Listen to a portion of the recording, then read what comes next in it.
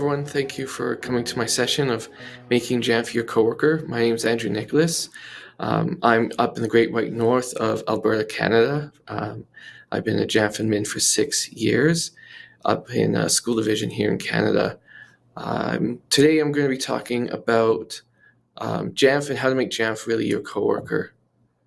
We're going to talk about organization, just some key points that I've learned over the last 6 years of making a lot of mistakes. So just so you don't maybe can avoid some of the ones that I've made and learned over the years.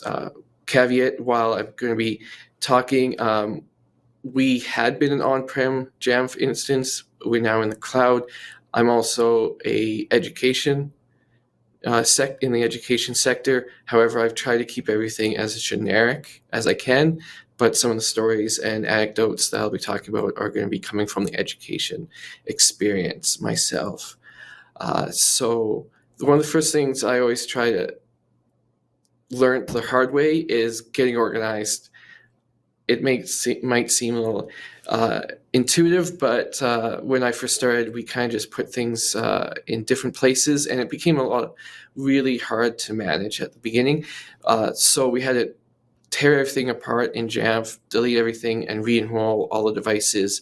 And it gave me a good chance to be organized, get ourselves organized. So one of the things that is really great is always make sure that how you set up Jamf mimics your organization's not only physical layout, but also the logical layout. So if you have I have schools, so each school is a building, and then I have departments, and then I have stat groups that are labeled as to what they make sense in doing.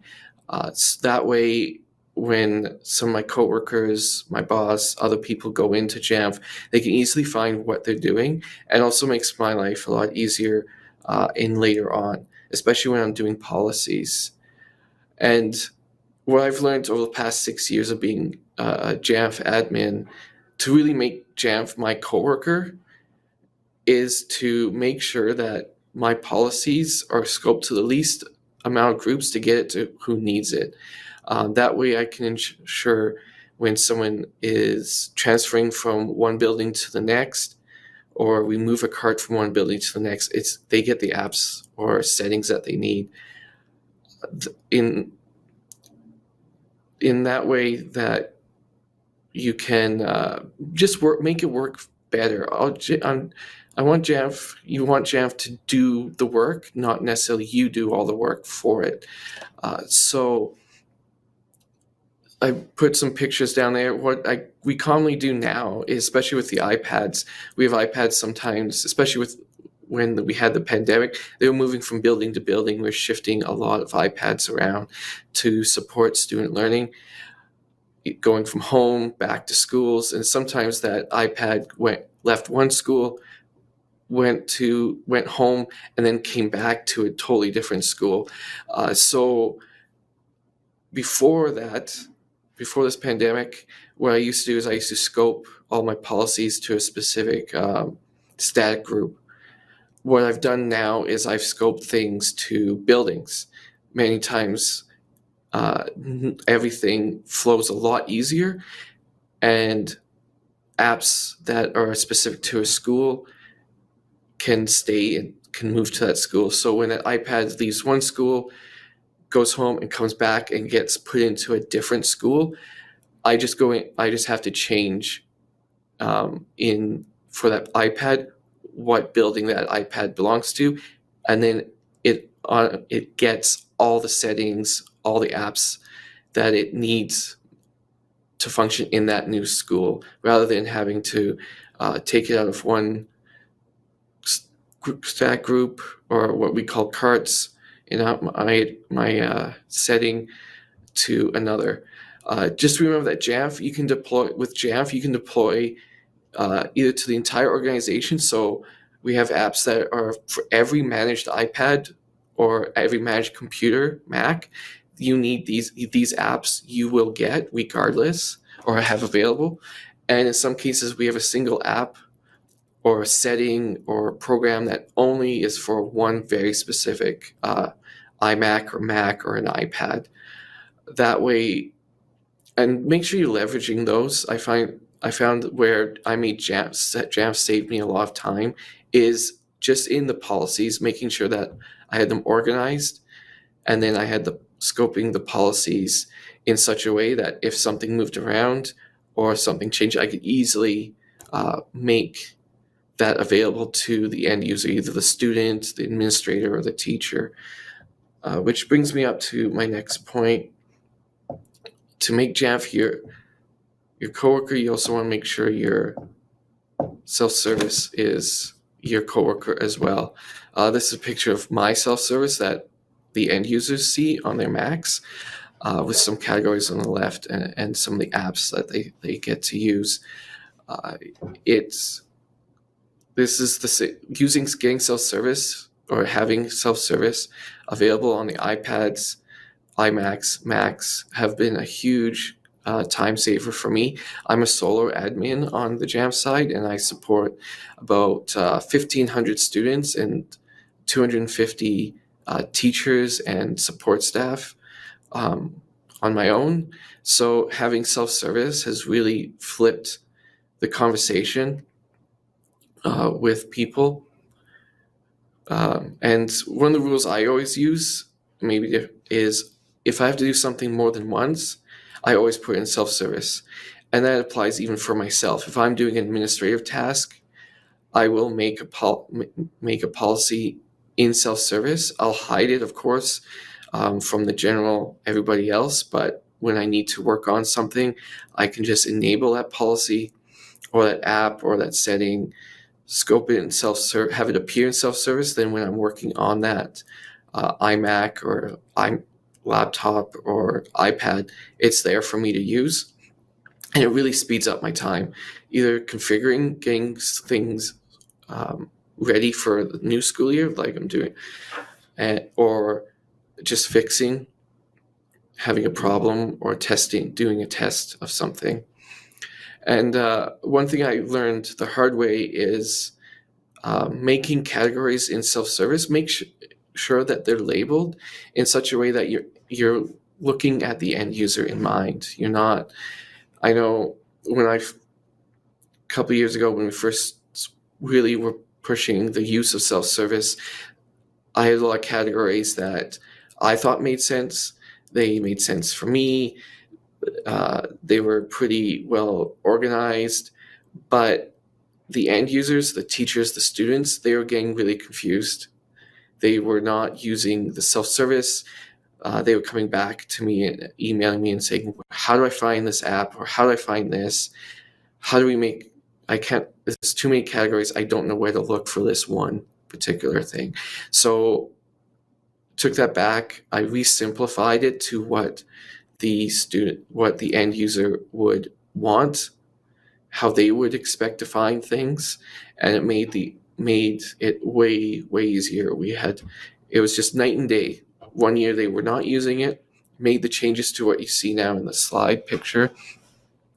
To the very next year, I had very high adoption on the iPad side, as well as the Mac side, because we let the teachers, we make the apps available for the teachers, and then they install them, or the students, especially when they're having iPads, they install the apps they need to do their work. They no longer tell me what apps to push out.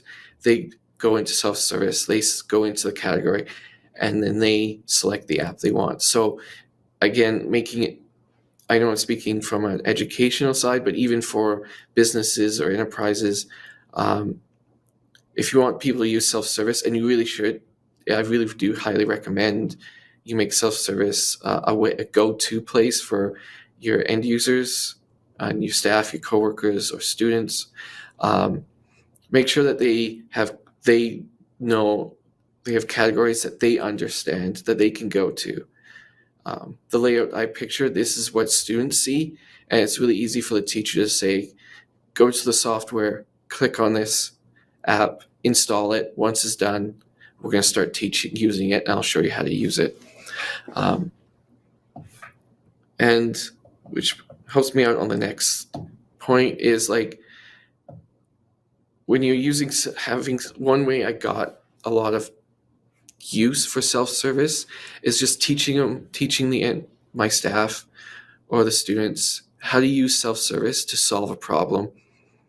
The first problem I always had to solve was the infamous printing problem, right? Everybody needs a printer. This printer's not working. We added in a printer. We moved printers around. Since in the last 6 years, we've replaced all the printers in my school division twice. So there's always new printers coming and going, and we're adding or taking away from printers. And then people are always like, well, I'm not an admin on my laptop. How do I print from home? So I had to figure out how to enable that. So I always directed them back to self-service. I gave them 6 simple steps. 3 of them, almost all of them were in self-service. Step 1, open self-service. Go to the printer category, click on your printers. When it's done, close self-service, test the printer out, and email me if it worked or didn't work, and we'll go from there. Switching to the pandemic, everyone went home. We had teaching from home, learning from home. But we all had learned Google Meet, Zoom, some Microsoft Teams, and it was all about all of a sudden having those settings enabled. So I had to push out, Google, how to get Google Meet working when you're not admin. So I had to make a policy to do Chrome screen capture. And then that really was awesome, really a big, where Jamf really shined, because we have Jamf in the cloud. We were on-prem. A year prior to the pandemic, we switched to on-prem, not knowing the pandemic was happening. But then since everyone's home, self-service still works, because when you have Jamf in the cloud, self-service just talks to the cloud, your cloud instance, and instantly, as they were home, they were needing Google Meet. I pushed a configuration profile, told all the teachers, just go into self-service, go into this category, click on Chrome screen capture like you see in the picture on the slide, and then you're good to go. And having 250 teachers at home and like 2,500 students, it was a big deal. I mean, pandemic is a big deal for everybody. But yet with Jamf, again, I made self-service really work harder than I was to make sure that I was supporting the end user, so we're supported.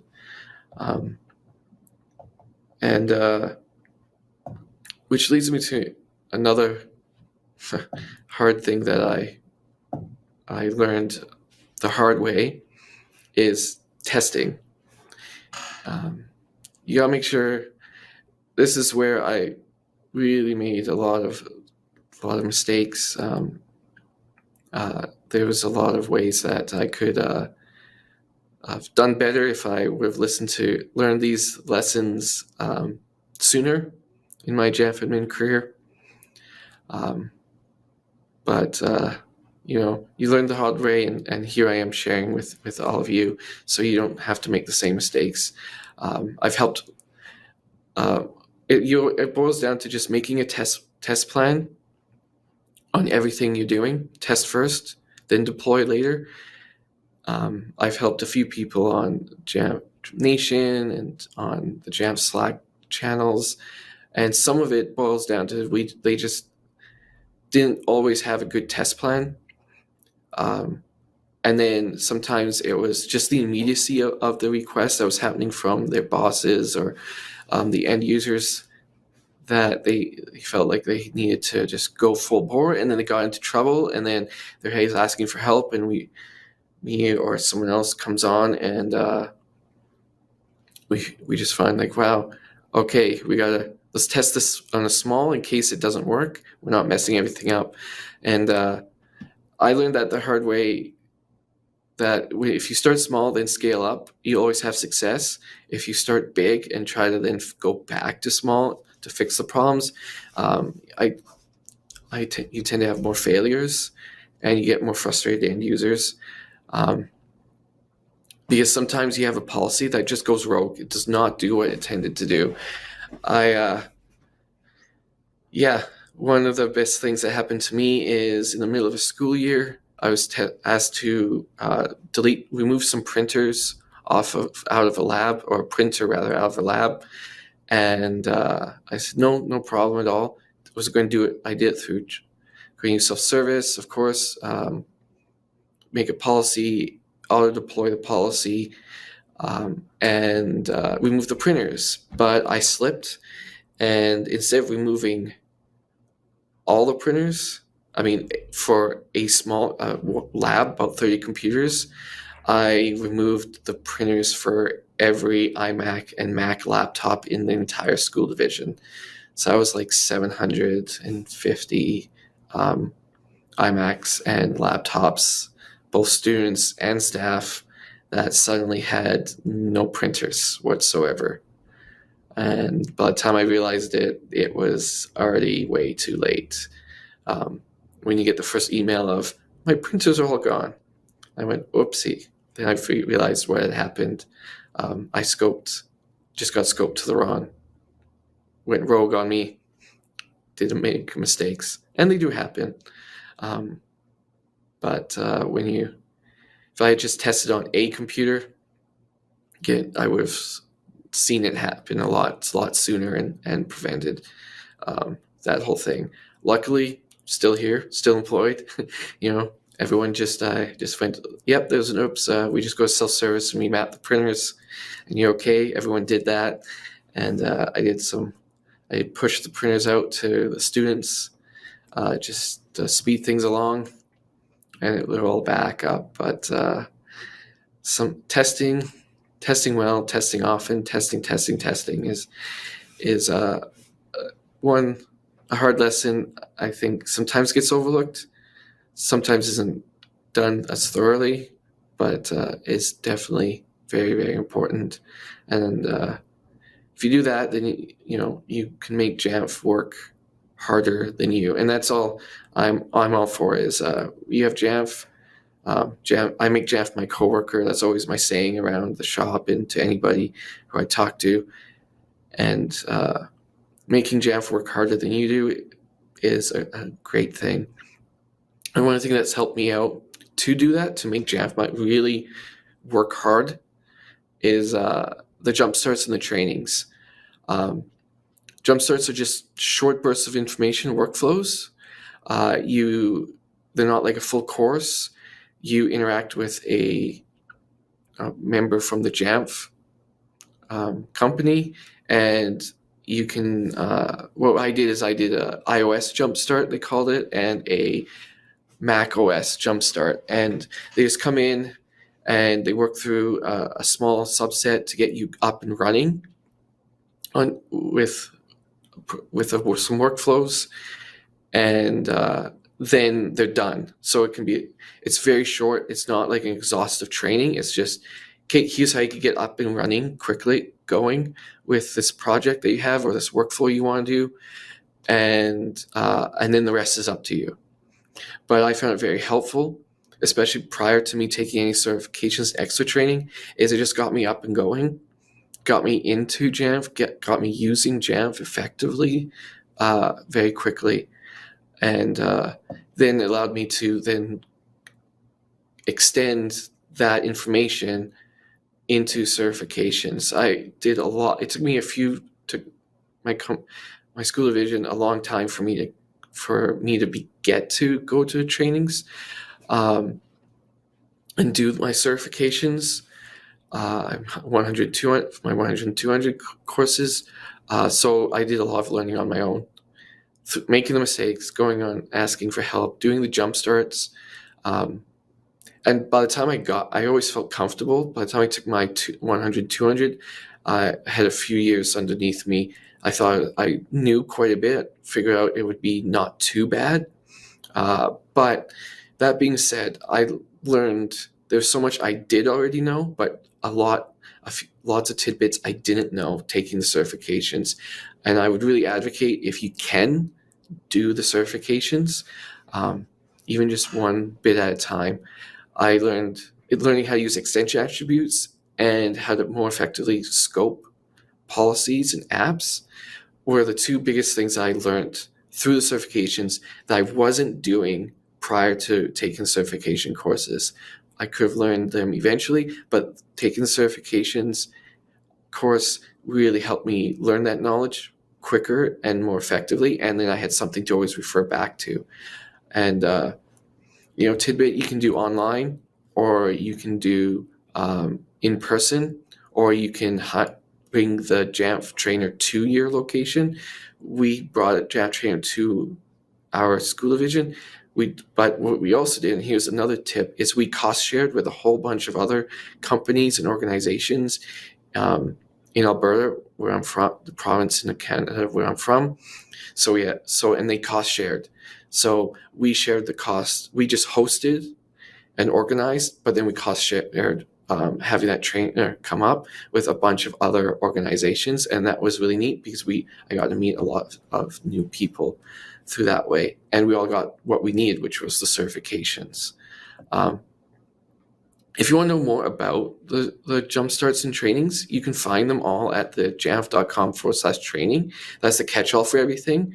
There is an online training catalog for customers where it's not courses, but more like classes. So through the picture, you kind of see like scripting or advanced scripting. Those are two courses I'm currently wanting to dive more into as I get more time permits. And that helps. There's tidbits, little tidbits of information, and definitely check it out. They are worth your time. You will get value out of them. And going along with training is the community. The community here at Jamf with Jamf is fantastic. I'm solo IT in a small town, so really finding another Jamf admin is really hard. Meeting someone is really hard, so I rely on the online community quite a bit. And I found Jamf. Even if I wasn't a Jamf customer, I think I would still try to be involved in the Jamf Nation community as much as I could, because everyone there is so great. Jamf Nation is a great resource to ask questions and answer questions, especially for technical. There's a lot of really, really smart individuals, and sometimes I've even caught Jamf support personnel popping in and out of the Jamf Nation area. And the Jamf Heroes, again, it's all Jamf admins, but this is more like social hour, for Jamf admins. If you can join Jamf Heroes, it is a fantastic community. It is by none. It's more social than technical. Like Jamf Nation is where sometimes you'd ask those technical questions. Jamf Heroes is all about promoting community, bringing us Jamf admins together as human beings around the same type, just organizing around a piece of software as well as Macs. So Jamf and Macs. That whole Apple management and bringing it together. And there's virtual meetups almost once, twice, even more times a month. Social challenges. We've done volunteering for virtual for mapping for countries and nonprofits to go into remote communities in Africa and have maps to know where they're going. Donating to there's a lot of donations to nonprofits like Doctors Without Borders. We also get lots of rewards and things, and these online meetings are just great for asking questions. There's always, when you sign up, there's always, do you have a question? Submit it, come on, and we'll try to answer it. And it's always super helpful for everybody. I've been able to ask a lot of questions and get answers and support from that community. And I've also been able to give support. Biggest thing about it is when I was having a bit of burnout, I was on the meeting and I said, look, how's everyone doing with burnout, because I'm really hurting here. And just having people tell me that, cheering me up, telling me it's okay. And then afterwards, I got some messages and emails and stuff just of support from not only the community, but also from Jenny and everyone who runs Jamf Heroes from the Jamf side. Was a lifesaver, definitely. And again, another way, if you need help with the community, is on the Mac and Mint Slack channels. Jamf Nation and Jamf Heroes has their Slack channels, and without them, there's lots of questions and people we answer on, like Eric and Anthony and Tracy. There's too many for me to name, but those are the ones I give a quick shout out to, because we've jumped on calls together to help someone else, and they've also jumped on calls to help me out, either face-to-face or through the Slack channel themselves. And it's nothing just to pop on and say, hey, how's everyone doing? Or I'm having this problem with this, or I need some support with this, or I'm not feeling so hot. Talk to me here. It's been really great. And I can't speak enough of them. I can't speak enough of Jenny and her team. Jenny, Kaylee, Lynette, and others. There's so many there, and they're all super nice. Like Jenny, I literally, I wrote there, she's like a Jamf mom, and Kaylee and everyone else are like relatives that you actually want to hang out with. I don't know. But I can't say enough. If you can get on, make Jamf community, Jamf Nation, the Slack channels, or Jamf Heroes, make them work. Use them. They will make them your coworkers. They're there to help, and they want to help. And don't forget your support team as well. I know I mentioned Jamf Nation, but don't forget your direct support teams. They never have, no question is a bad question. Like literally my first one was, how do I roll an iPad in Jamf? Like I had no idea. I came into this admin role after the previous team was let go and Jamf was running, and I had no idea what was going on. So they literally took me up from how I roll a Jamf to now I'm helping others with support. They bailed me out of bad situations. Like we had on-prem, I had a database corruption during an upgrade. I had my backup, we found out, did not back up properly. It was bad. It was totally corrupt. And I wanted to give up. They didn't. They were like, they did everything. They pulled a rabbit out of their hat. It was literally like, you're sitting on the phone call. They didn't even know that I heard this, but they had the Jamf admin, they had a database engineer, they had the support manager and another support engineer on there. And I could hear them all whispering, does he have a backup? No. Well, what happens if we do this? Well, we just corrupt the whole database. Like they literally they gave me a solution on a live database, on a live instance, and they weren't, and had me modify database tables live and pulled a rabbit out of their hats. Everything worked after that. And I just can't thank them enough for that. They're there to help. I know sometimes support gets a bad rap in general, and any support does, but they really, really are there for you.